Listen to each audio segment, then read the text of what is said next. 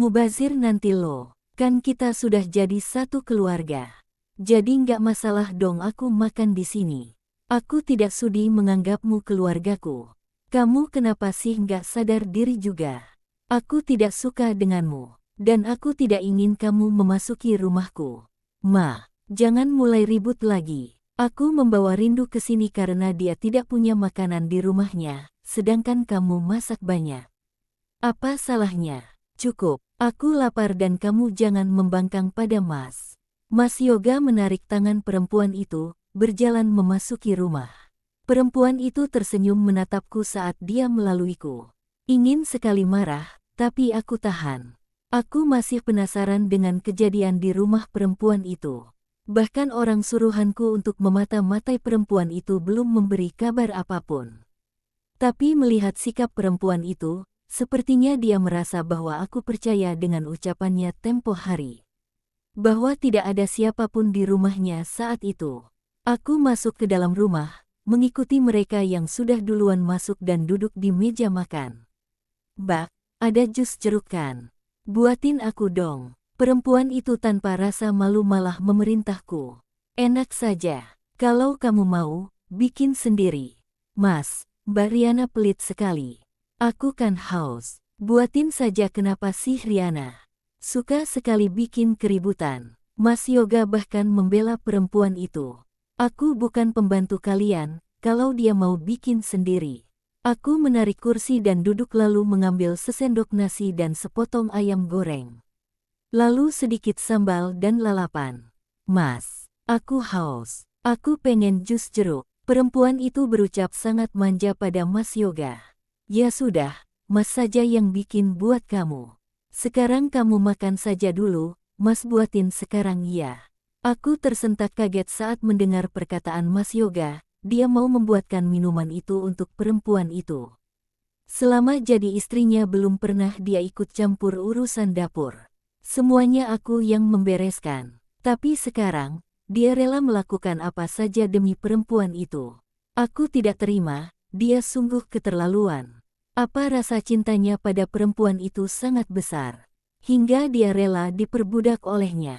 Kamu kenapa sih, Mas? Kenapa mau membuatkan minuman itu untuknya? Suruh dia yang mengerjakan, bukannya kamu. Aku tak habis pikir dengan jalan pikiran Mas Yoga. Loh, kenapa Mbak marah?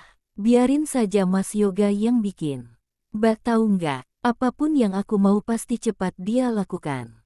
Karena dia sangat mencintaiku. Dengan sombongnya perempuan itu menepuk dadanya.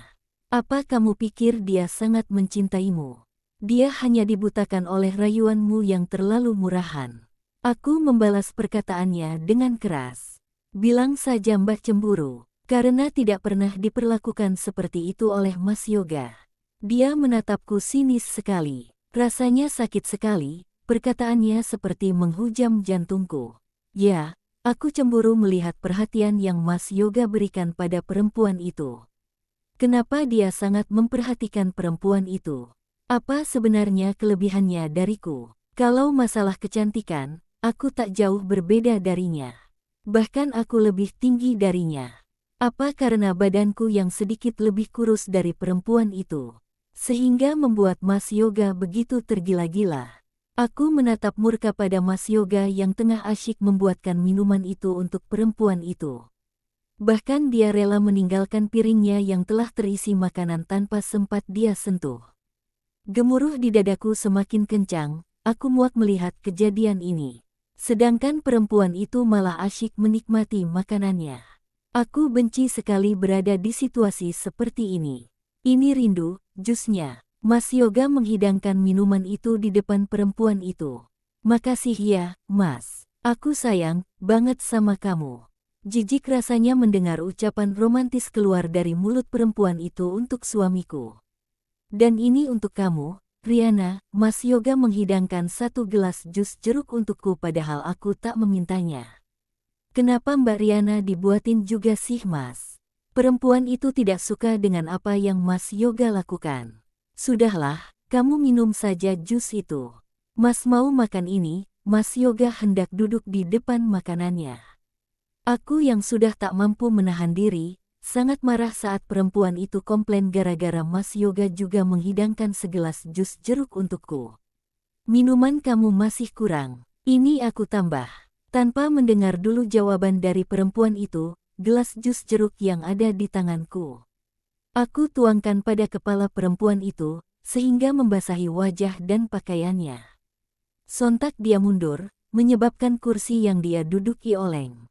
Tanpa dapat disambut oleh Mas Yoga, yang seketika berdiri dari duduknya. Perempuan itu terjatuh ke lantai, menimpa kursi yang dia duduki. Aku terkejut melihat dia terjatuh. Aku tak bermaksud membuat dia celaka. Aku hanya ingin memberikan dia pelajaran. Mas Yoga dengan sigap memapah perempuan itu, dia mengaduh kesakitan. Memegangi perutnya. Mas, sakit. Dia merintih menahan sakit sambil memegangi perutnya. Aku terkejut, tapi hanya mampu diam terpaku. Aku tak bermaksud seperti ini. Kenapa, Rindu? Apa sakit sekali? Mas Yoga terlihat panik sambil memegangi perut perempuan itu. Iya mas, perutku sakit sekali. Dia masih juga merintih kesakitan. Aku mulai ketakutan. Aku tak ingin terjadi apa-apa pada kandungannya. Aku tak ingin menanggung rasa bersalah seumur hidup. Semua ini gara-gara kamu, Riana. Kalau sampai kenapa-kenapa dengan kandungan Rindu, awas kamu. Mas Yoga memarahiku. Kilatan matanya yang penuh kemarahan seketika menciutkan keberanianku. Aku tak bermaksud seperti itu, Mas. Aku hanya memberikan dia pelajaran, agar mulutnya itu dijaga. Sudah, sekarang temenin Mas membawa Rindu ke rumah sakit. Cepat bukakan pintu mobil. Aku menurut saja, meraih kunci mobil Mas Yoga di atas meja. Lalu membukakan pintu mobil untuk perempuan itu. Mas Yoga menggendong perempuan itu yang masih terlihat kesakitan. Aku juga mulai panik. Aku tidak tahu akan jadi seperti ini kejadiannya. Mas Yoga menaikkan perempuan itu di kursi belakang, aku masih mematung di luar pintu mobil. Masuk, Ma. Duduk di samping Rindu. Aku terpaksa naik dan duduk di samping perempuan itu yang tetap mengaduh kesakitan. Dengan cepat Mas Yoga melajukan kendaraan menuju rumah sakit terdekat. Jika sesuatu terjadi apa yang harus aku lakukan? Aku sedikit panik melihat perempuan itu. Walaupun aku membencinya, tetap aku tak berharap hal buruk terjadi pada bayi yang dia kandung. Mas Yoga memarkirkan kendaraan di depan rumah sakit, dengan tergesa dia membuka pintu mobil. Menggendong perempuan itu memasuki rumah sakit. Perempuan itu langsung mendapatkan perawatan, Mas Yoga terlihat sangat gelisah. Aku berdiri mematung di samping tempat tidur perawatan perempuan itu.